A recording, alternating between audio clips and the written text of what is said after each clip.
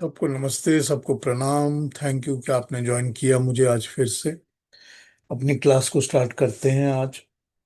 फिर एक वही मैंने एक जो हमारी प्रार्थना के अंदर मंत्र होते हैं उसी में से एक मंत्र को आज भी ले लिया है। और आपको पढ़ के बताता हूँ उसका।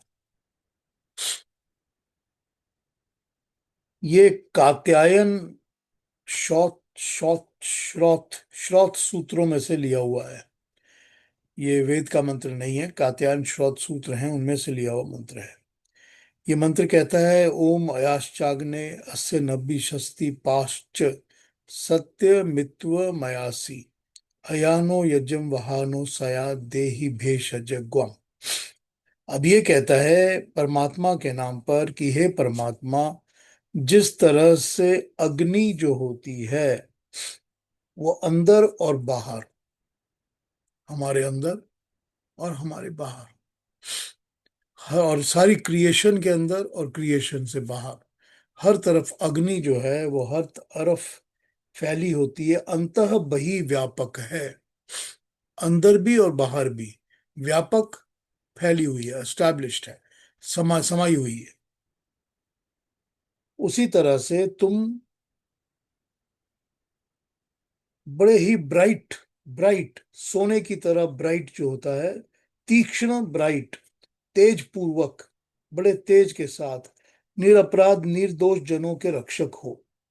तुम भी उसी तरह से अपने तेज के साथ ही, जो हम लोग जो अपराध नहीं करते, निरपराध लोग होते हैं, जो पाप नहीं करते, जो गलत कर्म नहीं करते, उनके रक्षक हो, उनको प्रोटेक्ट करते हो। तुम परमात्मा ही प्रोटेक्ट करते हो उनको, जो कि गलत काम नहीं करते, पाप नहीं करते, गलत विचार नहीं रखते। और तुम भी हमको, जैसे कि तुम्हारी अग्नि अंदर और बाहर दोनों तरफ है, तुम हमको अंदर और बाहर दोनों तरफ से प्रोटेक्ट करते हो।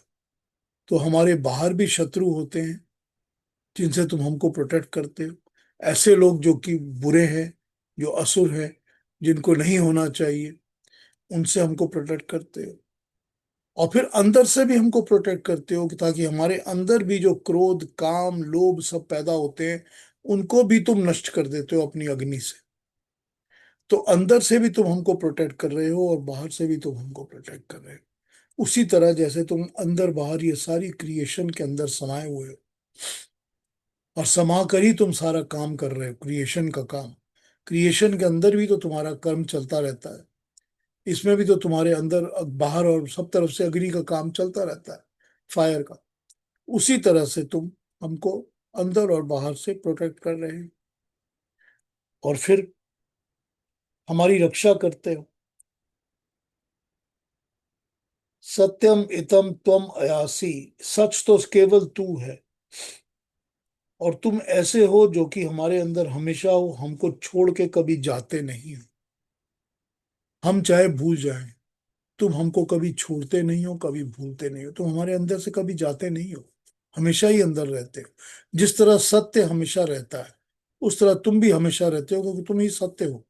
अल्टीमेट सत्य तो तुम ही हो। तुम ही हर जगह रहते हो। तुम ही सर्वव्यापक हो, हर जगह व्यापक तुम ही हो। तुम ही तेजस हो, तुम ही व्याप्त हो। तुम ही वस्तुतः हमारी सब पदार्थों को, हमारे जो ये प्रेयर्स होती हैं, जो हम पूजा पाठ करते हैं, जो हम हवन करते हैं, जो भी हम पढ़ते हैं, इनको जो ऊपर सूर्यलोक और द्युलोक तक लेके जाती है, वो अग्नि भी तुम्हारी ही है। वो तुम ही लेके जाते हो, तुम्हारी वायु, तुम्हारी अग्नि है जो हमारी पूजा प्रार्थना को परमात्मा ऊपर तक, द्युलोक तक लेके जाती है। ये कर्म भी तुम्हारे ही है, ये भी तुम ही पूरा, इसी को भी तुम ही करते हो। सूर्यलोक तक तुम ही इसको वहन करके पहुंचाते हो। हमारे यज्ञ के अंतिम लक्ष्य तक तुम ही इसको पहुंचाया करते हो। तुम ही हमारे जीवन यज्ञ का भार वाहन करते हो। अब ये तो पूजा का यज्ञ हो गया, पर हमारी लाइफ का, जीवन का जो यज्ञ है जिसमें हम कर्म करते ही रहते हैं, उसका भी सारा भार तुम ही वहन करते हो। तुम ही हो जो हमारे कर्मों को ऐसे ही ऊपर द्युलोक तक पहुंचाते हो, और द्युलोक से हमारे कर्म फलों को लाकर हमारे पास खड़ा करते हो। ये तुम ही हो परमात्मा, जो ये सब कुछ तुम हमारे लिए करते हो। तेजस्वी और फिर आप ही हमको हो जो कि दोष दुख और पाप इन सब को हमसे दूर रखकर हमारे अंदर विवेक का जागरण करते हो। हे परमात्मा, जिस तरह तुम हर जगह अग्नि को प्रदीप्त करते हो, जलाते हो, तेज को बनाते हो, तेज को जलाते हो हर तरफ, उसी तरह से तुम हमारे अंदर भी करते हो। हमारे अंदर भी जो तेज होता है, जो प्रकाश होता है, वो तुम ही देते हो। और वही हमारे अंदर तेज और प्रकाश जो तुम्हारा होता है, वही हमारे अंदर विवेक बनता है, वही हमारे अंदर ज्ञान का साधन बनता है। और जैसे तुम तेज देते हो, प्रकाश देते हो, वैसे ही तुम दोषों को, पापों को भी दूर भगाते हो, उनका नाश करते हो। तो ये जो तुम्हारी डबल एक्टिविटी है, बाहर की भी और अंदर की भी, ये उसी तरह है जैसे अग्नि अंदर बाहर दोनों तरफ होती है। जब हम कोई चीज बनाते हैं तो हम अग्नि जलाते हैं, अग्नि जलाकर हम कुकिंग कुकिंग स्टार्ट करते हैं, तो अग्नि बाहर होती है। लेकिन हमारी कुकिंग करते करते वो अग्नि जो है वो अंदर आ जाती है, तभी तो कुक होती है ना चीज, क्योंकि अंदर भी तो गर्म हो जाती है चीजें। तो ये अग्नि अंदर भी है, बाहर भी है। फिर बाहर की अग्नि बंद हो जाती है तो अंदर की गर्मी गर्म रहती है, क्योंकि कुक हो चुकी है, गर्मी अंदर समा चुकी है, तो अंदर की गर्मी गर्म रहती है। तो तुमने जो बनाई ये सारी क्रिएशन, इसमें तुम अंदर और बाहर दोनों जगह हो और उसी तरह काम कर रहे हो जैसे हम काम कर रहे हैं। वही चीज हमारे अंदर भी काम करती है, वही क्रिएशन में भी काम कर रही है, और हमारे अंदर भी वैसे ही काम हो रहा है। तो तुम ही हो परमात्मा, जो हमको प्रोटेक्ट करते हो, हमको बचाए रखते हो, हमारे अंदर की अग्नि को प्रज्वलित करते हो, हमको विवेक और ज्ञान देते हो, हमको दोषों से, पाप से, क्रोध से, मोह से बचा के रखते हो, और बाहर के शत्रुओं से भी बचा के रखते हो हमको। ये तुम्हारा ही तेज है परमात्मा, हम तुम्ही को याद करते हैं और तुम्ही की हम पूजा प्रार्थना किया करते हैं। तो ये वो मंत्र है जो कात्यायन गृह सूत्र से, श्रौत सूत्र से लिया हुआ है। अयाश्चाग्ने विदशस्ति पाश सत्वमित्व अयासी। तो इस मंत्र पे मैंने आज सोचा कि थोड़ी बात करूं। तो पर अब पूरी तरह से परमात्मा की प्रेयर है, प्रार्थना है। लेकिन प्रार्थना के बीच में हम उसके किस भाव से प्रार्थना करते हैं, कौन से एंगल से हम उसकी बातें सोचते हैं या उसके बारे में सोचते हैं, ये हमारे मन को उस लाइन पे, ट्रैक पे लाने के लिए बहुत जरूरी होता है। क्योंकि जब हमारी सोच इस तरह होती है तो हमारा मन, हमारी बुद्धि भी ट्रैक पे ठीक आ जाती है।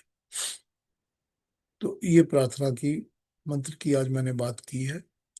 अब आइए अपनी गीता की क्लास को शुरू करते हैं। अब शुरू शुरू में ज्योति जी ने आज कोई क्वेश्चन पूछा था मेरे से, तो आप एक बार फिर पूछ लो, फिर मैं उसका जवाब देना शुरू करता हूँ, फिर उसके बाद मंत्र शुरू करेंगे।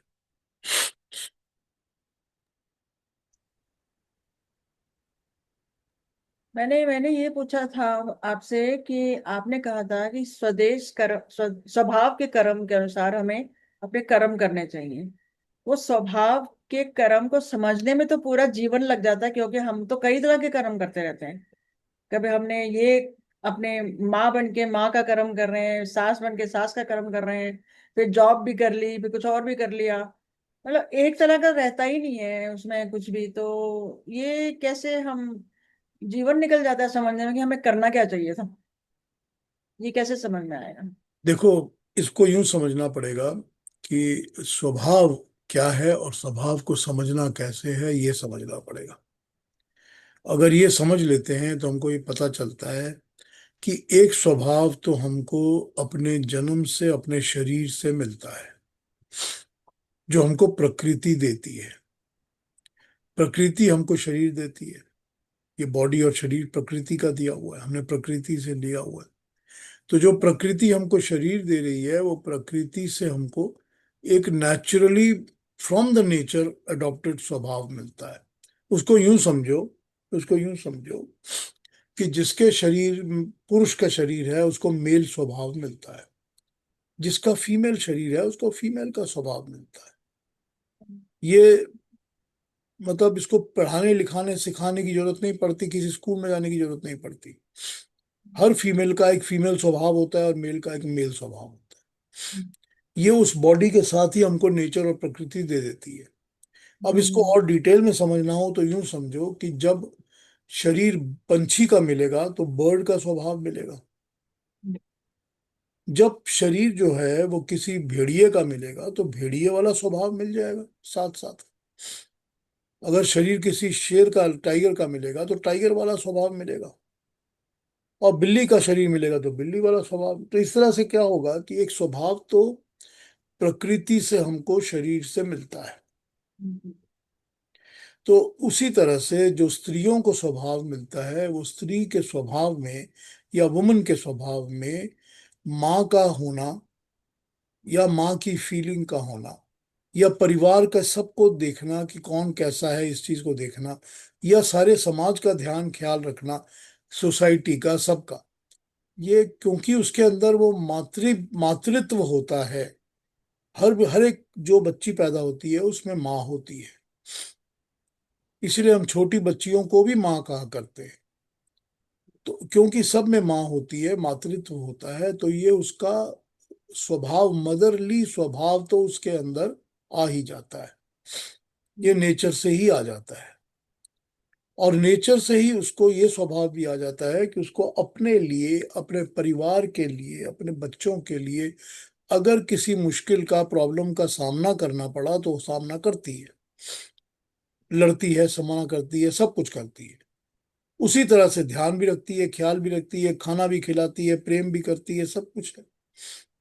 तो ये स्वभाव जो है ना, ये आत्मा का स्वभाव उतना नहीं है जितना कि प्रकृति द्वारा दिए हुए शरीर का स्वभाव है। ठीक। अब इसमें यह कहा जा सकता है कि अब हमारी जो आत्माएं हैं, क्योंकि हमारी आत्माओं ने कई कई जन्म ले लिए हैं, तो जब कई जन्म ले लिए हैं तो किसी जन्म में स्त्री का जन्म लिया था, कभी पुरुष का लिया, फिर स्त्री का लिया, फिर पुरुष का लिया। तो ये आत्मा में को भी पता चल गया कि मैं जब स्त्री का स्वभाव जन्म लेता हूं तो मुझे स्त्री वाला स्वभाव कैसे करना है। ये तो आत्मा को भी पता चल जाता है। तो कहीं ना कहीं तो आत्मा के अंदर ये स्वभाव की एक चीज छुपी होती है, वो उसके अंदर बैठ जाती है। अब प्रकृति का स्वभाव जो शरीर को मिलता है, उसको थोड़ा साइड पे रख दो और आत्मा के स्वभाव की बात करो। आत्मा में वो स्वभाव पनपते या पैदा होते हैं जिनको हमने फीड करके, अंदर डाल डाल के जमा दिया है, पक्का कर दिया है। वो हम्म। हमारे स्वभाव बन जाते हैं। अब वो ऐसे बन जाते हैं कि हमने जब जन्म लिए हुए हैं, पुराना जन्म, उसके बाद जन्म, उसके बाद जन्म, उसके बाद जन्म, तो हर जन्म में हमारी जो फेवरेट चीजें होती हैं, हम घूम फिर के उन्हीं फेवरेट्स पर आ जाते हैं। मतलब कोई भी कहीं भी पैदा होता है, जहां भी दुनिया में पैदा होगा, अगर वो चटकोरी चीजें खाना पसंद करेगा तो वो मेक्सिको में पैदा होगा तो वहां का चटकोरा खाना खाएगा, अमेरिका में पैदा होगा तो वहां का खाएगा, इंडिया का होगा तो वहां का खाएगा। फिर उसकी आत्मा में क्या होता है कि उसकी आत्मा के अंदर वो एक स्वभाव बन जाता है कि इसको उस तरह का खाना पसंद है, तो आत्मा में ये चीज बैठ गई। उसी तरह से अगर मैं हर काम को शॉर्टकट ढूंढता हूँ, या मैं बेईमानी करता हूँ, या मैं थोड़ी मक्कारी करता हूँ, तो मेरे स्वभाव में, या तो मैं अपने आप को ठीक कर लूँ, हम्म। या तो मैं ठीक कर लूँ अपने आप को कि इम्प्रूव कर लूँ, नहीं गलत काम नहीं करना। और या मैं सोचूं कि वाह वाह, मैं तो बड़ा महान हूँ जी, क्या काम, कमाल का काम करता हूँ। मैं दूसरे आदमी को जो 10-10 घंटे लगते हैं करने में, वो मैं आधे घंटे में कर लेता हूँ। अब ये मेरा स्वभाव बन जाता है।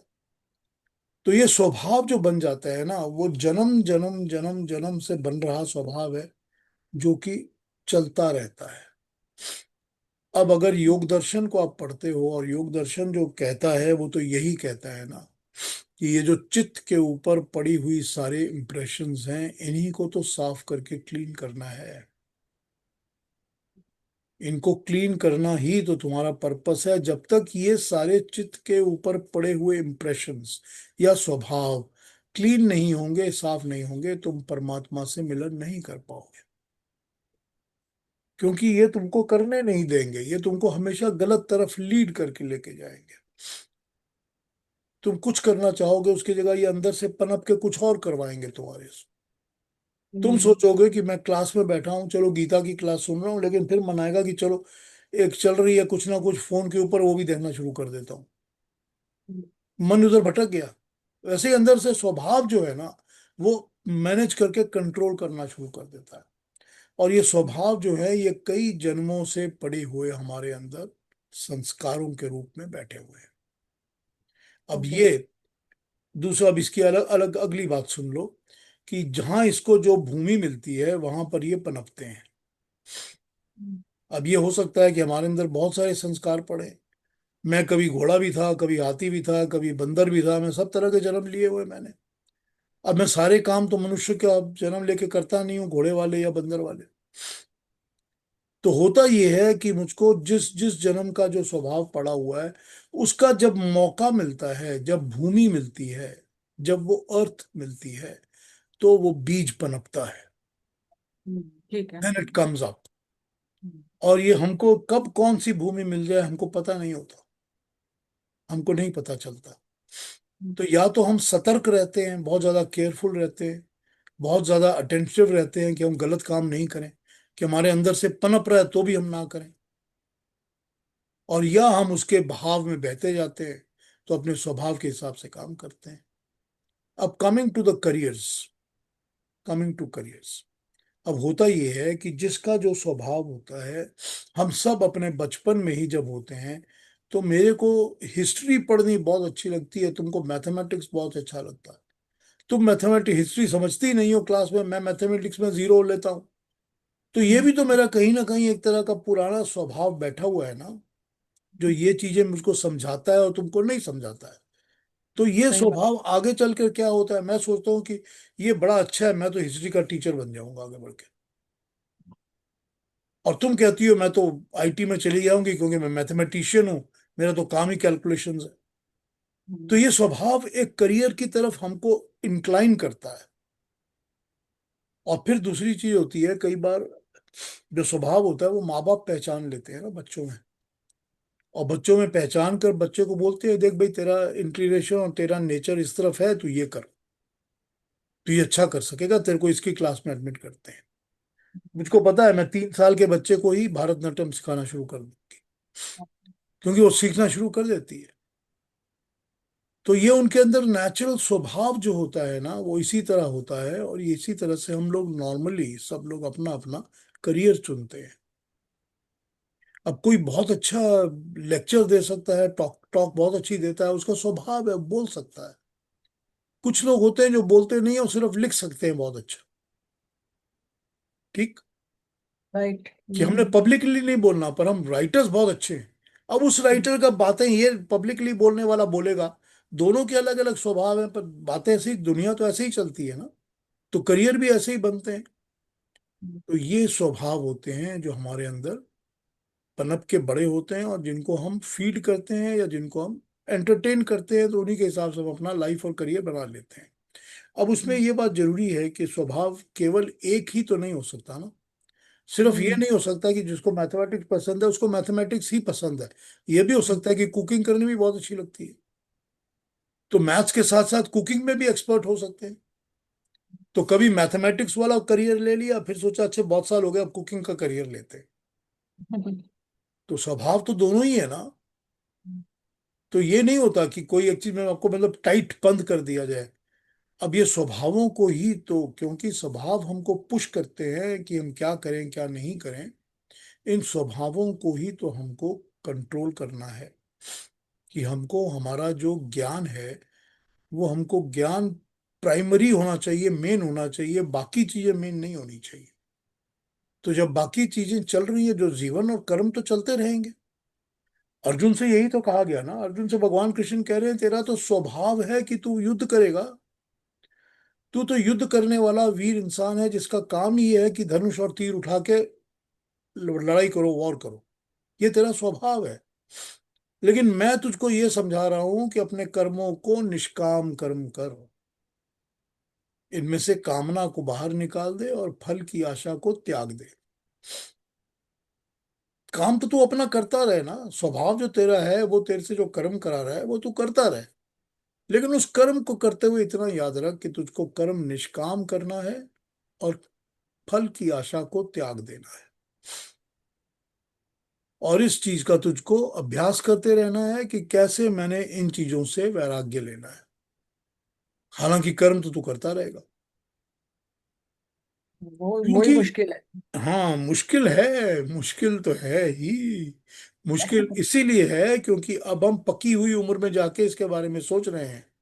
हम्म। अगर बचपन में जब छोटे बच्चे थे और गुरुकुल में पढ़ने गए होते और इसके बारे में सोच लिया होता, तो ये हमारा जिंदगी का अंग बन गया होता, हमको मुश्किल ही ना लगता। पार्ट ऑफ लाइफ यही है। ठीक। ठीक। बिल्कुल ठीक बात। ठीक है। थैंक यू, हाँ थैंक ज्योति जी, आप क्या पूछेंगे, पूछिए। Yeah, hello. हाँ जी। Uh, Very interesting question Jyoti asked about just now. Jyoti ji asked about it. There are two things that I have in my mind. Swabhav, as in behavior, attitude, which you spoke just now very well about the whole thing and all. वहां पे, don't you think it also depends upon the circumstances, like the old adage says, when in Rome be like the Romans. वो भी नहीं होता है क्या?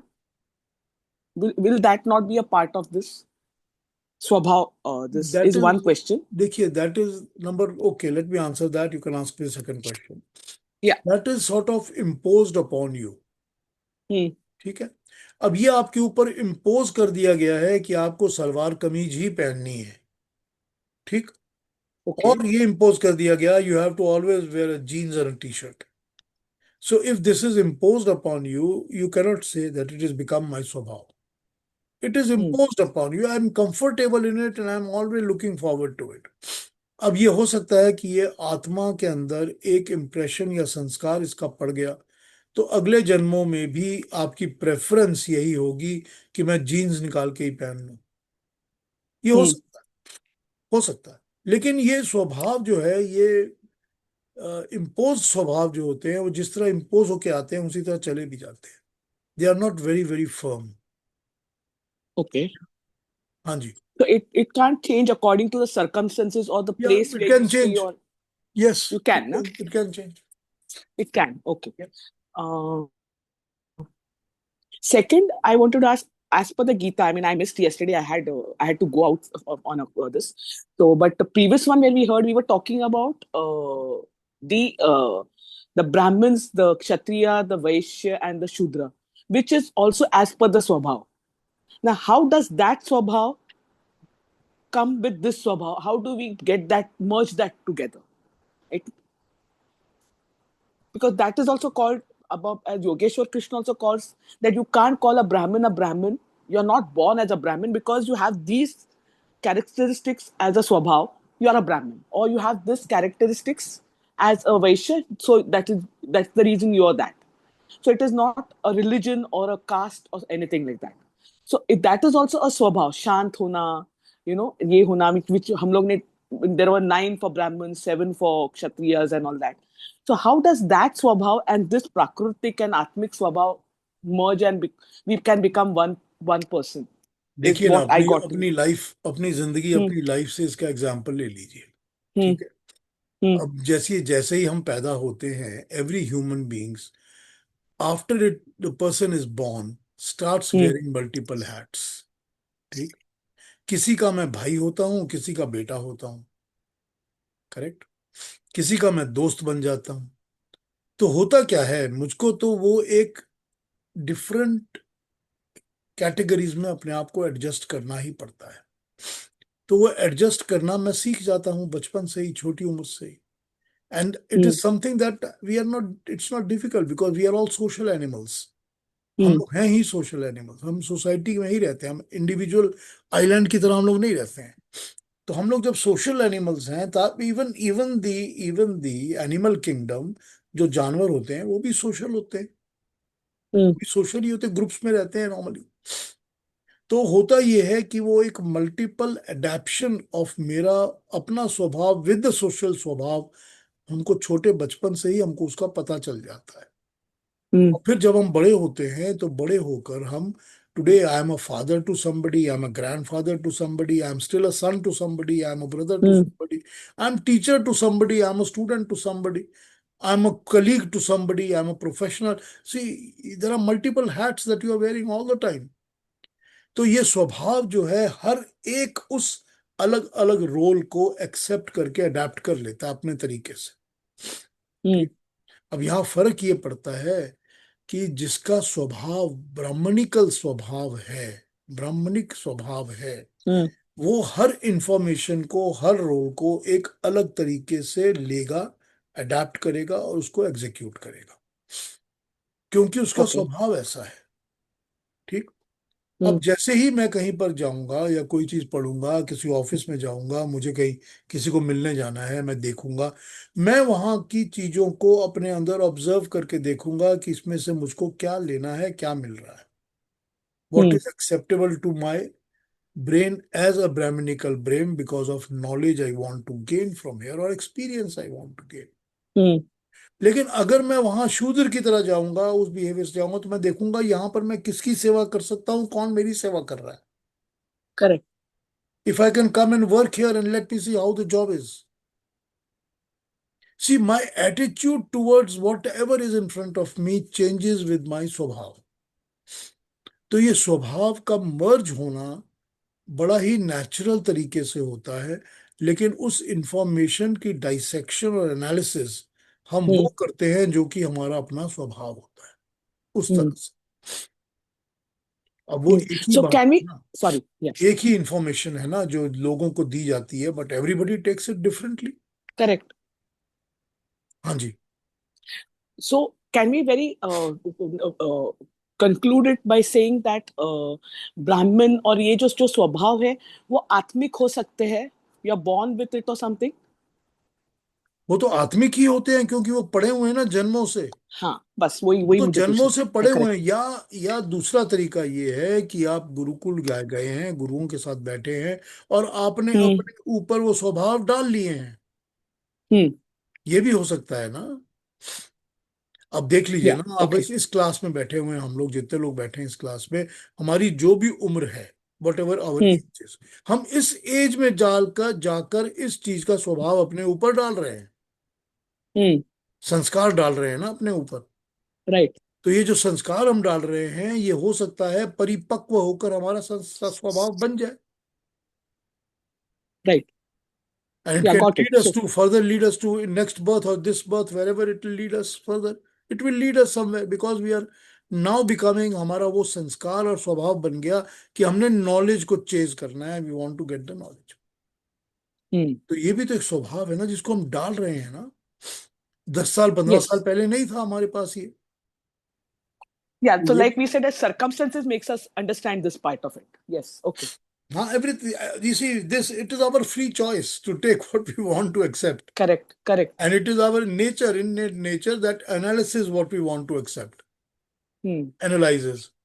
Yeah. Okay. So we can conclude that that स्वभाव that which Brahmini and all that we were speaking, and जो अभी स्वभाव आपने ज्योति जी को समझाया and all can merge and we can have, come up across uh, and come across as a person. Correct. I got it. Okay. ठीक है। Thank you. Thank you. Yeah. Thank you. और कोई कुछ पूछेंगे इसके बारे में? Anybody wants to ask something this particular thing? क्या जबरदस्त समझाया आपने। थैंक यू बेटा, थैंक यू। कोई और क्वेश्चन आया किसी के दिमाग में, मन में, माइंड में? नहीं तो आगे बढ़ जाए। बहुत बहुत बढ़िया समझाया। ठीक है, की बहुत बड़ी। चलिए, कल तक हमने 48 तक किया था, कल, है ना? 48। अब हम करेंगे 49। 49 और 50, ये दो पढ़ लेते हैं, इन पर बात शुरू करते हैं। ठीक है, अलका जी हमको 49 और 50 पढ़ के सुना दीजिए। Thank you. असत्य बुद्धि सर्वत्र जितात्मा विगत्स्पृह नैष्कर्म्ये सिद्धिं परमां संन्यासेनाधिगच्छति सिद्धिं प्राप्तो यथा ब्रह्मा तथाप्नोति निबोध मे समासेनैव कौन्तेय निष्ठा ज्ञान से या परा। Thank you so much, thank you Alka ji. ये देखिए 49 कहता है, पिछले हमने सुना, ये बोल रहे हैं हमको कि स्वधर्म से ही स्वकर्म होता है, कि तुम्हारा जो स्वभाव है वही कर्म करना तुम्हारा स्वधर्म हो जाता है। वही करो, दूसरे कर्मों की तरफ कोशिश नहीं करो। दूसरा अच्छा लग रहा है, बहुत प्यारा लग रहा है, तो भी उनकी तरफ अपना दिमाग नहीं लगाओ। स्वधर्म के ऊपर टिके रहो। फिर ये कहते हैं कि ऐसा कोई कर्म है ही नहीं जिस कर्म में कोई ना कोई दोष या कोई ना कोई बुराई ना ढूंढी जा सके, कोई ना कोई कामी खमी खामी या कमी ना ढूंढी जा सके। तो जब आपको पता है कि हर दोष में, जैसे आग में धुआं तो रहेगा ही, तो हर कर्म में कोई ना कोई तो दोष रहेगा ही, तो उसके विचार से भटको मत। अपने स्वधर्म और स्वकर्म के ऊपर टिके रहो, अड़े रहो, वही करो, उसी को करो। पर उसी को करते करते जब उसमें तुम अपने कर्म को करते हुए निष्कामता लेकर आते हो और फलों का त्याग कर देते हो, फल की आशा का, तो अपने आप तुम्हारे वो कर्म ही, जो कर्म तुम कर रहे हो, पलटने की जरूरत नहीं, इधर उधर जाने की जरूरत नहीं, उसी कर्म से तुम परमात्मा की सिद्धि को प्राप्त कर सकते हो। इतनी इजी बात बता दी इन्होंने हमको करने की। अब 49 में ये कह रहे हैं कि जिसने सब कहीं से आसक्ति को खींच लिया है, जिसने मन को जीत लिया है, जिसने कामनाओं को त्याग कर दिया है, वो इस प्रकार से संन्यास द्वारा उस परम सिद्धि को पा लेता है, जिसे नैश कर्म में कहते हैं, या कर्म का ना होना कहा जा सकता है। देखिए, असक्ति बुद्धि, आसक्ति रहित बुद्धि वाला, सब जगह सर्वत्र जीत आत्मा, जितेंद्रिय, जिसने अपनी इंद्रियों को जीत लिया है, विगत स्पृह, निरीह, विगत स्पृह, नैष्कर्म सिद्धि, निष्कर्मता रूप सिद्धि सफलता, परमान श्रेष्ठ संन्यासेन, संन्यास से अधिगच्छति, प्राप्त कर लेता है। मतलब यह है कि जिस तरह से कोई कर्म मैं कर ही नहीं रहा, मैं कोई कर्म तो कर ही नहीं रहा, जब मैं कर्म ही नहीं कोई कर रहा तो मेरे को कोई कर्म फल की चिंता ही नहीं है, मैं तो मुक्त आत्मा हूं, मैं बंधा हुआ नहीं हूं। कर्म का तो बंधन होता है जो हमारे ऊपर एक प्राकृतिक पाश बन के हमको बांध लेता है। कर्म का एक बंधन होता है, I have to do it, मुझको अब उठ के खाना बनाना ही पड़ेगा। एक बंधन कर्म का लग गया हमारे ऊपर। मुझको कल सुबह उठते ही अपने ऑफिस जाने के लिए तैयार होकर ऑफिस जाना ही पड़ेगा, कर्म का बंधन। ये जो प्राकृतिक बंधन होते हैं, ये कर्म के हमारे ऊपर बंधन डाल देते हैं। लेकिन जैसे ही हमारे अंदर आसक्ति रहित बुद्धि होगी, हमारी अक्ल, हमारी बुद्धि, हमारी इंटेलेक्ट ये सोचेगी कि मैं बंधा हुआ किसी चीज से नहीं हूं, मैं जुड़ा हुआ चिपका हुआ किसी चीज से नहीं हूं, मैं मुक्त हूं, फ्री हूं।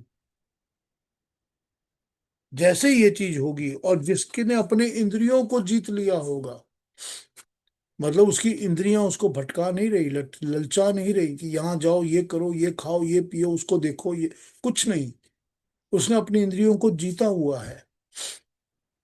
जैसे ही ये दो चीजें उसमें आ जाएंगी, वो मनुष्य जो है, और उसने अपनी कामनाओं का भी त्याग कर दिया है। कामनाएं नहीं है उसके अंदर, कोई मेरी कोई कामना ही नहीं है। तो जब कामना नहीं है, उसका त्याग कर दिया है, तो ये मनुष्य जो है वो कर्म करता हुआ भी नैष्कर्म में हो जाएगा। ऐसे होगा जैसे कि कोई कर्म कर ही नहीं रहा। फिर उसको कोई कर्म का बंधन बांधेगा ही नहीं, क्योंकि कोई कर्म की आसक्ति, चिपकना ही नहीं, जुड़ना ही नहीं है कहीं पर, कोई कामना ही नहीं है। कोई कामना नहीं है, कहीं पर जुड़ना भी नहीं है, और कुछ एक्सपेक्टेशंस भी नहीं है, और अपनी इंद्रियां भी नहीं भटका रही कि नहीं ये करो वो करो। तो जब ये स्थिति आ जाएगी, तो मनुष्य का कर्म करते हुए भी वो बिना कर्म करने वाला बन जाएगा, जैसे कि कोई कर्म कर ही नहीं रहा। तो इसके पहले भगवान इस सिचुएशन को कैसे समझा चुके हैं। वो कहते हैं, मैं तो वही कर रहा हूं जो मुझसे परमात्मा करवा रहा है। उन्होंने यही तो कहा ना पहले, कि मैं तो वही कर रहा हूं जो मुझसे मेरा बनाने वाला ईश्वर, परमेश्वर, परमात्मा मुझसे जो करवा रहा है, मैं वो कर रहा है, मैं वही करता रहता हूं। जो ऋतम च सत्यम है, मैं वही करता रहता हूं। जो भगवान के बनाए हुए रित हैं उन्हीं को मैं फॉलो करता हूं, वही मेरे लिए अल्टीमेट ट्रूथ है। वही तो स्वधर्म बना लिया ना मैंने। मेरा स्वधर्म अब क्या हो गया? मेरा स्वधर्म हो गया कि ईश्वर की मर्जी से, जो परमात्मा की इच्छा से चल रहा है, मैं उसी कर्म को कर रहा हूं। ये मेरा स्वधर्म है। ये मैंने बना लिया अपना स्वधर्म। जब ये मेरा स्वधर्म हो गया तो मेरा कर्म भी यही है। मैं किसी कर्म के किसी चीज के साथ जुड़ता नहीं, चिपकता नहीं, आसक्ति नहीं रखता, किसी में फल की आशा नहीं रखता। अपनी इंद्रियों को पूरी तरह मैंने कंट्रोल कर लिया है, और कामनाएं मेरे पास कुछ नहीं। तो मैं जो कर्म कर रहा हूं अब, वो सारे के सारे कर्म ऐसे हैं जैसे कि कोई कर्म हो ही नहीं रहा। तो जब कर्म ही नहीं हो रहा तो कर्म के फल का तो सवाल ही पैदा नहीं। और वो बंधन और बांधने वाली बात खत्म हो गई। जिस जिस चीज ने मुझे जकड़ा हुआ था, बांधा हुआ था, सब छूट गई। सारी शैकल्स खत्म हो गई। सारी चेन्स जो पड़ी थी सारी ऊपर हमारी छूट गई। ये इन्होंने 49 में हमको समझाया है कि अब जब ऐसे छूट जाएंगी तभी तो निष्कर्म की सिद्धि प्राप्त होगी ना। तभी तो परमात्मा मिल जाएंगे, सिद्ध हो जाएगा ना मनुष्य। यही तो सिद्ध हो जाएगा ना। अगले में कहते हैं कि हे कौन्तेय, सिद्धि को प्राप्त कर लेने के बाद व्यक्ति ब्रह्म को, जो ज्ञान की पराकाष्ठा है, कैसे प्राप्त कर लेता है, अब मैं तुझे ये भी बताता हूं। तो पहले तो सिद्धि प्राप्त हो गई हमारे को, जब हमारा कर्म जो है वो सारे छूट गए। उन कर्मों से छूट कर हमको सिद्धि प्राप्त हो गई। जब सिद्धि प्राप्त हो गई तो उसके बाद जो इंसान है उसको ब्रह्म पाने का रास्ता खुल जाता है। ब्रह्म महान, महान परमात्मा, महान अपनी ही आत्मा का दर्शन, महान प्रकृति के सत्य का, सच्चाई का दर्शन, ये सब चीजें ब्रह्म के अंदर आ जाती हैं। तो उसको ब्रह्म पाने का रास्ता खुल जाता है। अब सिद्धि सिद्ध करने के लिए अब उन्होंने हमको क्या समझा दिया इन दो श्लोकों के अंदर। इन दो श्लोकों में हमें परमात्मा भगवान कृष्ण ने समझा दिया है कि पहली बात तो यह है कि तू स्वधर्म पर टिका रहे, स्वकर्म पे टिका रहे, और स्वकर्म पे, स्वधर्म पे टिका रहे जो तेरे स्वभाव के अनुकूल है। नंबर वन, इधर उधर भटको मत। नंबर टू, अपने कर्म को ऐसे करो कि कोई कामना नहीं हो। किसी कर्म का करते हुए किसी चीज के साथ कोई बंधन, चिपकना, जुड़ाना कुछ ना हो, अटैचमेंट्स ना हो। और फिर अपनी इंद्रियों पे पूरी तरह कंट्रोल हो। देखिए 1 2 3 करके कैसे समझा देते हैं पूरी बात। उन्होंने तो एक मैप हमारे सामने रख दिया कि ये ले भाई, ये कर, ये सीढ़ी है चढ़ने की, यहाँ पर है एक पहला स्टेप, दूसरा स्टेप, तीसरा स्टेप, चौथा स्टेप। इसके बाद ऊपर चलेगा, ब्रह्म के दर्शन हो जाएंगे। इससे आसान इजी तरीका क्या समझा सकता है कोई आपको? कौन सा गुरु आपको इतनी आसानी से ये बात समझा देगा? कौन गुरु है दुनिया में जो इतनी आसानी से बोलते हैं मेरे पास आके बैठो, दो एक बार समझाऊंगा लेसन गीता का और पता चल जाएगा क्या करना। इतनी क्लैरिटी के साथ समझा रहे हैं भगवान कृष्ण। आइए दूसरी ट्रांसलेशंस देखता हूँ, फिर इस पर फिर बात करता हूँ।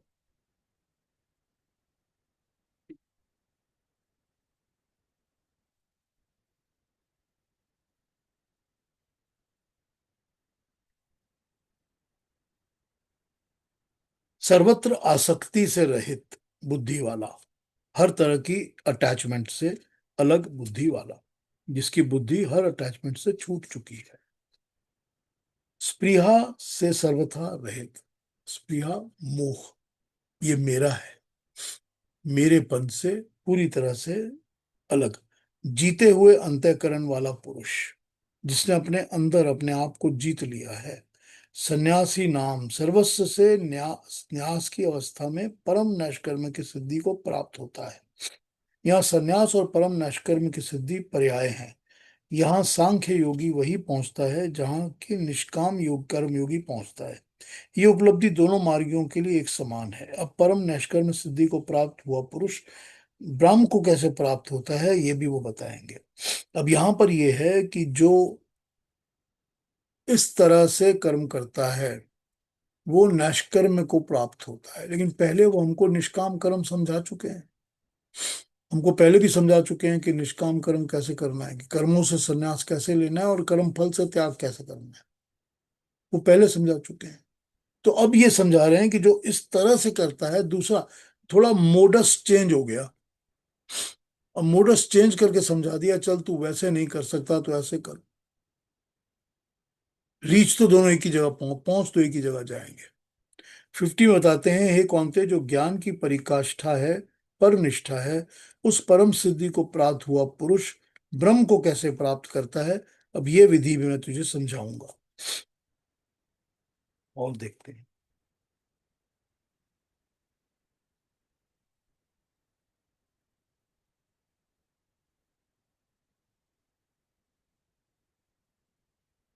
He whose intellect is unattached everywhere, whose thirst for enjoyment has altogether disappeared, who has subdued his mind, reaches through Sankhya Yoga, path of knowledge, the consummation of actionlessness.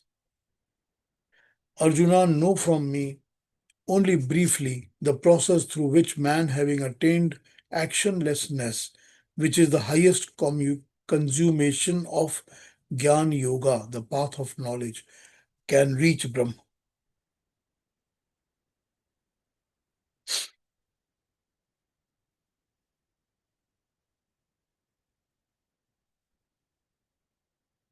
जिस काम से भी जिसकी बुद्धि आसक्त ना हो, अर्थात लोक कल्याणार्थ विवश होने पर सब प्रकार के कर्म करने के लिए तैयार हो, जितेंद्रिय हो, फल के प्रति स्पृहा से मुक्त हो, ऐसा पुरुष संन्यास के बल से परम नैष्कर्म सिद्धि को प्राप्त होता है। भाव यह है कि नैष्कर्म सिद्धि का अर्थ निकम्मापन नहीं है, लेकिन आसक्ति से छूटना है। ये नहीं है कि हमने काम ही नहीं करना, कर्म ही नहीं करना। कर्म की आसक्ति से, चिपकने से छूटना है, अटैचमेंट से छूटना है।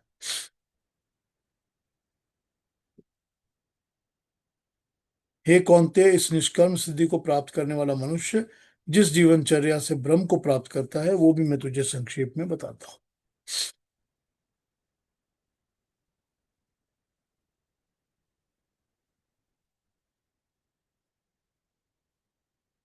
जो व्यक्ति अपने वर्ण के धर्म में आसक्ति रहित एवं स्पृहा रहित होकर अपने मन और इंद्रियों को वश में कर विचरता है, वह संन्यास भाव से, त्याग के भाव से परम सिद्धि मोक्ष को प्राप्त कर लेता है। हे अर्जुन, एक मनुष्य किसी भी वर्ण का क्यों ना हो, कैसे सिद्धि प्राप्त करके कर सकता है और फिर ब्रह्म को प्राप्त कर सकता है, ये भी तुम मुझसे संक्षेप में सुन। ब्रह्म की प्राप्ति की तत्व ज्ञान तथा श्रद्धा की, ब्रह्म की प्राप्ति ही तत्व ज्ञान और श्रद्धा की पराकाष्ठा है। मतलब ये जो बता रहे हैं हमको इतनी देर से कि तुझको कैसे ब्रह्म को प्राप्त करना है, तुझको परमात्मा को कैसे प्राप्त करना है, तुझे ईश्वर को कैसे प्राप्त करना है।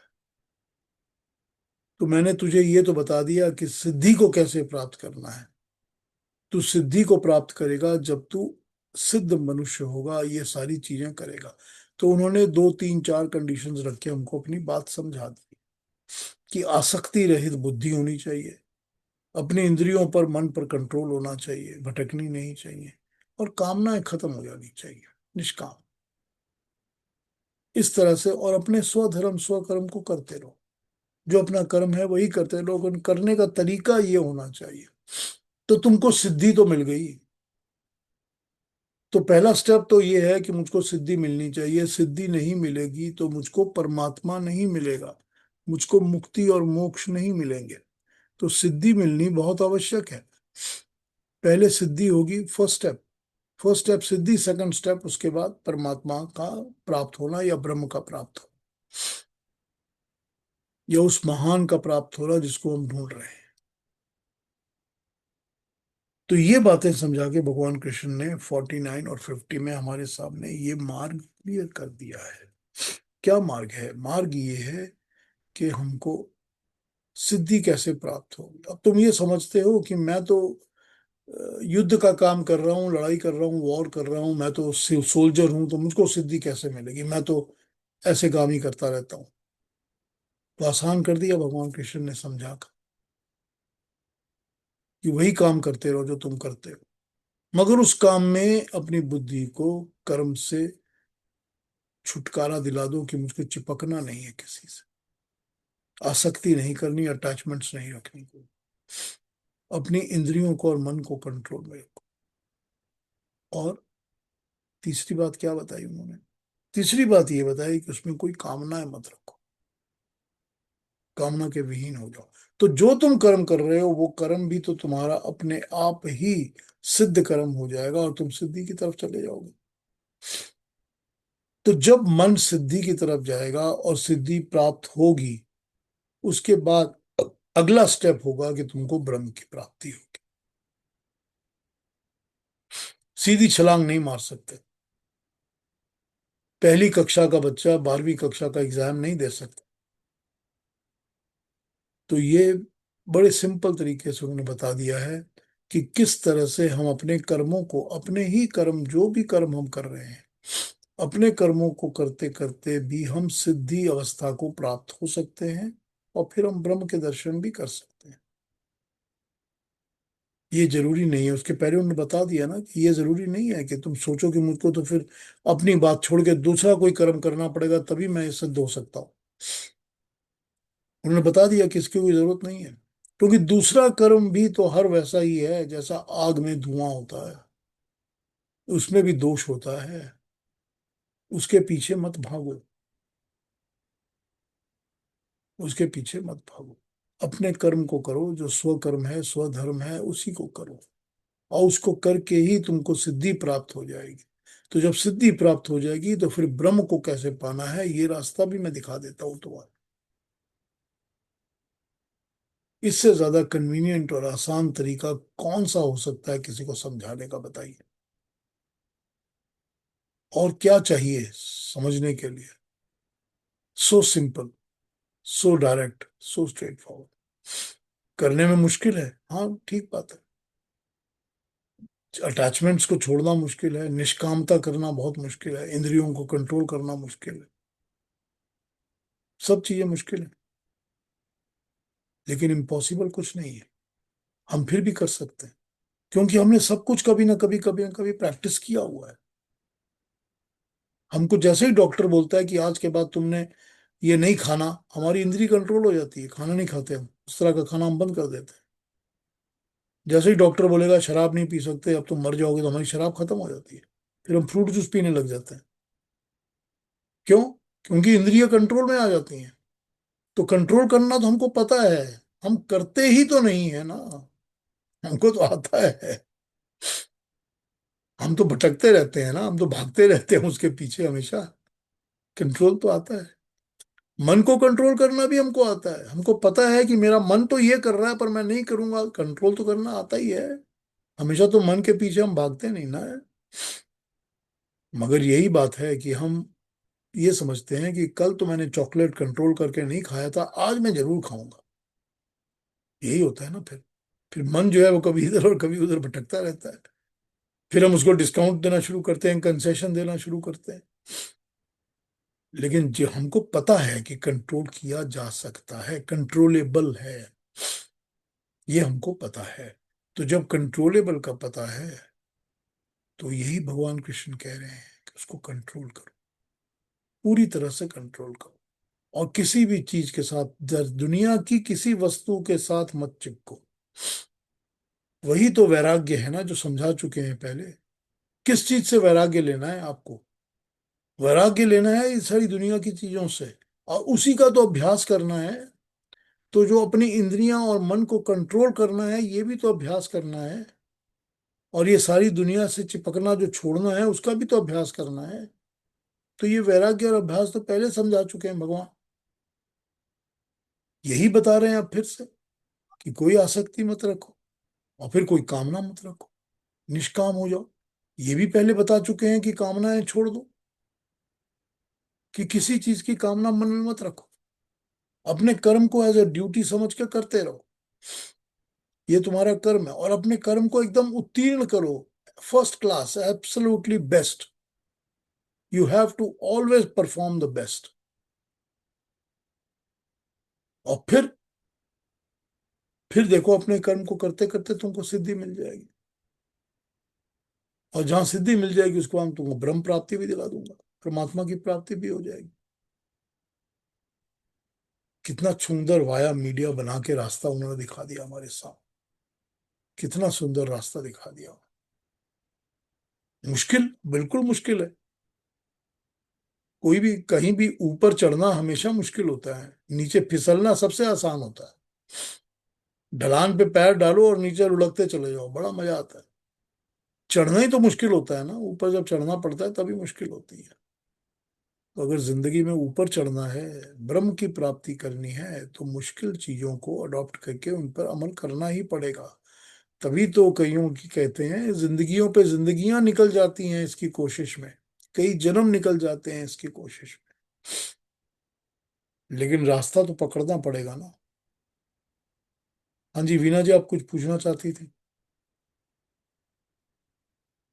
सर मैं वो आप कह रहे थे ना कि छूट जाता है फिर फ्रूट जूस पकड़ लेते हैं, कहीं ना कहीं वहां पर हमारा कुछ डर भी तो होता है ना, स्वास्थ्य को लेकर। हाँ, तो अपने आप छूट जाती है ना चीजें। हाँ तो डर का भाव होता है ना वहां पर कि अगर ये खाएंगे तो छूट जाता है। बीमार हो जाएंगे या तो जब जबरदस्ती छोड़ा जाता है उससे अच्छा छोड़ दिया जाए। हाँ। इम्पोज किया हुआ जो होता है ये तो इम्पोज होता है ना। तो बिना हम्म। इम्पोजिशन के अगर मनुष्य खुद सोचे कि मुझे छोड़ना ही है तो छूट जाए। वो तो ठीक है। हाँ जी, और कोई कुछ पूछेंगे आज? फिर अगला श्लोक नहीं, अगला श्लोक नेक्स्ट टाइम पकड़ेंगे। किसी और ने कुछ पूछना हो तो पूछ ले। तो जो 51 पहला को आपने अगली बार। श्लोक का बताया था वो कौन सा श्लोक था? सॉरी। जब इनिशियली जो आपने श्लोक, कौन सा श्लोक बताया था जिसमें आपने बाहर और अंदर, अग्नि अंदर भी अयास है बाहर चाग्ने भी है? अभिशस्ति पाश सत्वमितो अयासी। कौन सा? अयास चाग्ने अभिशस्ति अयास पाश। त्यागने। हाँ। अच्छा, ये सत्य इसे 18 मित्रो में है? मयासी। अयानो सत्यम वयानो देहि भेष जगोम, ये बताया था। Thank you. हाँ बताइए। हाँ जी। हाँ बहन जी, आप क्या बोल रही हैं? मेरा एक सवाल है जो मैं समझती हूँ कि 49 में लिखा है कि आसक्ति और फल की इच्छा से रहित पुरुष, तो दैट मीन्स कि निर्मल बुद्धि वाला मनुष्य जो कि या तो सन्यासी हो या बच्चा हो। नहीं, उन्होंने तो सन्यास की बात तो ये कही है कि आप कर्मों के साथ उनके साथ जुड़ना किसका सन्यास ले लीजिए। कि आप जब किसी कर्म को करते हुए उस कर्म के साथ जुड़े हुए हैं, चिपके हुए हैं, या आसक्ति, तो आसक्ति अटैचमेंट होती है ना। जब आप अटैच्ड हैं किसी भी चीज के साथ, उसको जब आप छोड़ेंगे तो आसक्ति छूटेगी। तो आसक्ति तो किसी भी चीज की हो सकती है, फिर फलों की भी तो आसक्ति है ना, कर्म फल की, वो भी आसक्ति है। कर्म करने की भी आसक्ति है, कर्म की भी आसक्ति है। I love doing this job, I cannot leave it, it is part of my life, I have to do it, it's my ego, it's my अभिमान, मुझको ये करना ही है। तो पर ये कर्म तो आसक्ति हो हमें गई ना। करना ही है जीने के लिए, तो संसार में वो जीने के उसको लिए ऐसे हमें। करो, उस कर्म को बिना आसक्ति के, कामना के बिना करो, क्योंकि कर्म तो करना ही है, कर्म तो करना ही है। फिर उसको बिना आसक्ति के, बिना कामना के, बिना इंद्रियों को पूरा कंट्रोल करके करो ना। कर्म तो करते ही रहना है, और अच्छी तरह करो, पूरी तरह करो। ये समझ के करो कि मैं contribution towards the general universe, nature, परमात्मा, उनकी तरफ, सोसाइटी की तरफ कंट्रीब्यूशन करके कर रहा हूं। इसमें मेरा कुछ नहीं है, ना मेरा अभिमान है, ना मेरी परफॉर्मेंस है, ना कोई और चीज। I have nothing to do with, I am doing it because I must do it. ये मेरी ड्यूटी है, ये मेरा स्वकर्म स्वधर्म है, तभी मैं कर रहा हूं, और ये मेरी ड्यूटी है। तो जब इच्छा ही ना रहे किसी चीज की तो कहते हैं कि आदमी मर गया। इच्छा किस चीज की है? इच्छा है कि मुझे वो कर्म परमात्मा के अनुरूप, ऋतों के अनुरूप करना है, ये इच्छा है, प्रबल इच्छा, कि मैं ये कर्म करते हुए अपने आप को सिद्ध बनाऊंगा, उस परमात्मा की प्राप्ति करूंगा। ये इच्छा भी तो है ना, इच्छा। ये इच्छा क्यों हो कि मुझको प्राकृतिक चीजें ही चाहिए? अगर प्राकृतिक वस्तु चाहिए तो फिर प्राकृतिक वस्तु ही मिलेंगी, फिर परमात्मा प्राप्त नहीं होंगे या सिद्धि प्राप्त नहीं होगी। तो तो फिर ये इच्छा ये भी बहुत तो हो सकती है। बहुत हाँ जी। लिमिटेड लोगों के लिए है ये। बात ऐसी है कि काम किया ठीक है मेरे विचार में। जैसे ऑफिस में काम कर रहे हैं, सभी कर रहे हैं, लेकिन मैं कहूँ कि भी 1 घंटा एक्स्ट्रा करूंगा ताकि बॉस मेरे साथ बहुत खुश हो जाए। वो फिर आ गया वो कि मुझे कुछ मिलना चाहिए इससे। आसक्ति भी आ गई, कामना भी आ गई। सब आ गया इसमें। लेकिन अगर आप काम कर रहे हैं, ठीक कर रहे हैं, बस दिमाग में ये नहीं है कि बॉस को अच्छा लगेगा या मुझे एंड ऑफ द मंथ पे बोनस मिल जाएगा, दैट इज नॉट अ शक्ति।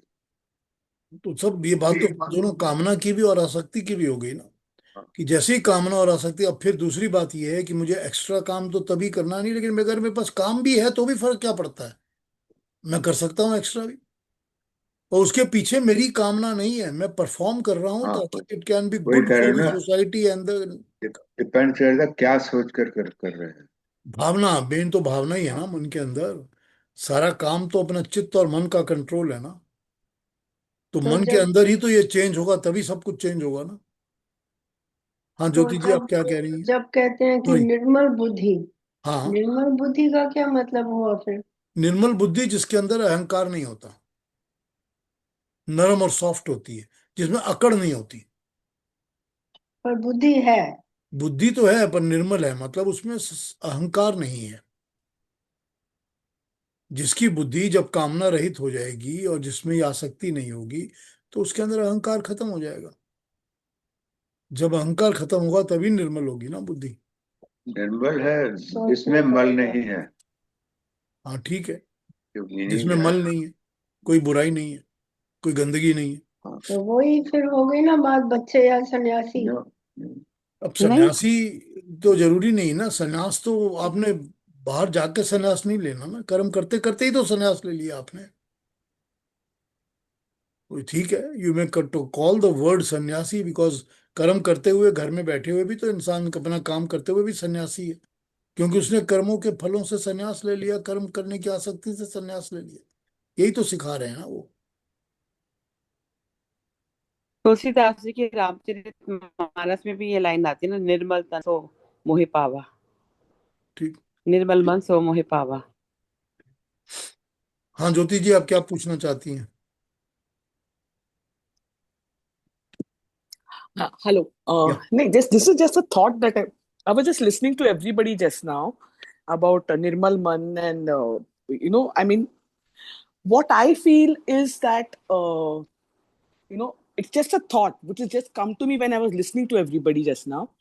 Is that द्वापर युग में जितने लोग थे, I think the population must be less than what India's population is right now. The whole yug, I feel. Okay. Secondly, I feel Yogeshwar Krishna should come and do a second edition for this yug, because we are working in a corporate and all that. Staying whatever you are saying in is absolutely impossible. वो जैसे अभी बताया गया कि boss को खुश करने के लिए नहीं, बट मैंने काम मेरा कर लिया, जैसे अर्जुन ने अपना काम कर लिया, praise, but he got his praise from Bhagwan that you are going on the right path. So that sort of a thing is going to happen in our yug, because the way that yug was working and the way this yug is working, there's a tremendous gap between the two things. Yes, I totally agree. Whatever he's saying is absolutely, Bhagavad Gita is the thing that we have to know. But doing it in this yug is absolutely difficult. Absolutely difficult. We have to have some addition of it in this, with this Asur and Mahabhut that we have around us, is what I felt. The thought that came to देखिए me when we देखिए were listening to देखिए this. ज्योति जी, ज्योति जी देखिए, Yeah, उस sorry, युग बोलो. में, द्वापर युग में जब भगवान कृष्ण थे, Hmm. उस युग में भी तो आसुरी और राक्षसी शक्ति वाले लोग ज्यादा थे। उसमें भी तो दुर्योधन के तो 100 भाई थे ना, पांडव तो 5 ही थे ना। तो वो 100 भाइयों का राज चलता था और उनके साथ इतने मिले हुए लोग थे, वो कॉन्स्टेंटली यही सब करते थे। वहां भी तो यही प्रॉब्लम्स थी जो आज हमारी प्रॉब्लम्स हैं। Do you वहां भी really तो जो think इतने ही वैसे ही problems है? No, I don't think, Piyush. सब वही देखिए, लाइफ के अंदर प्रॉब्लम्स का नाम बदल जाता है। आप कह सकते हैं कि हमारे जमाने में तो हम साइकिल चला के लट्टू से खेला करते थे, आजकल के बच्चे जो हैं वो कंप्यूटर Yeah, से that और is a एआई से different thing. खेलते I हैं। agree with that. वही That बदल part गया of ना, it, yeah, I understand that. Application बदल गई ना चीजों की। हाँ, बात तो वही है एप्लीकेशन ना, बदल गई है, जिंदगी की एप्लीकेशन सच्चाई, बदल गई है. values of life and the realities remain the same. They are the same. Yeah, Whatever true, but भगवान I कृष्ण। feel somewhere. हाँ, हाँ बताइए, sorry, I'm sorry. Yeah, तो बोलिए. बोलिए बोलिए बोलिए। नहीं, whatever you're saying, I totally agree. I am not. I mean, I absolutely is with Bhagavad Gita, but my this is the bhoot that we have, the asur that we have now in this world. It's a Kali Yuga, so which is absolutely going to be that way only. So I feel that Bhagavad Gita का एक second edition होना चाहिए and Yogeshwar Krishna आनी चाहिए, because what is happening now was not exactly happening then. उससे I think it is 100-fold वो असुरी ये हो गया अभी. So that's the thought that came to my mind. Like, okay, हम आप हम लोग जो सुन रहे हैं अभी गीता, हम लोग करेंगे प्रयत्न कि भाई हाँ इच्छा नहीं रखेंगे, ये नहीं करेंगे, बट ये जो भूत हमारे आजू बाजू में है वो हमको करने देंगे, हमको ठीक रहने देंगे? That's the biggest problem to get into it. That's what I always feel. I Bhagavad Gita is sacred to me. There's no way I'm going to say anything about whatever is said out over there. It's perfect. But to apply it in this world is beyond your क्या तब बोलते भी हैं, तब भी तब patience. भी ज्योति जी, तब भी ऐसा ही था ना, जब भगवान कृष्ण गए थे बसीठी हम्म. पर समझाने के लिए कि लेट अस हैव ओनली 5 गांव दे दीजिए और बाकी कुछ नहीं चाहिए। तब भी यही था ना। तभी दुर्योधन ने कहा कि इसको बंदी बना के अंदर घुसा दो, ग्वाला फालतू बातें कर रहा है। तो बात तो वही है ना, इतने लोग हाँ, जो थे है, वो बुरे ही यह तो थे तब भी। है. आप किससे बात करेंगे, बुरे ही थे ना तब भी, वो अपनी बात कर ही नहीं सके। दैट तब भी यही हाल था, आज भी यही हाल है, अगर आपको लगता Yeah. है। Yeah, but that I doesn't mean agree. I agree. That, I'm just saying that it's देखिए, 100-fold worse than that, ठीक है, हो सकता is है, what I'm saying. That is all possible that they are bigger size demons and they are smaller That's size that's the demons. only thing I'm saying. I'm expand हो totally गए with वो। you. I'm totally with you on the Bhagavad Gita point and all that.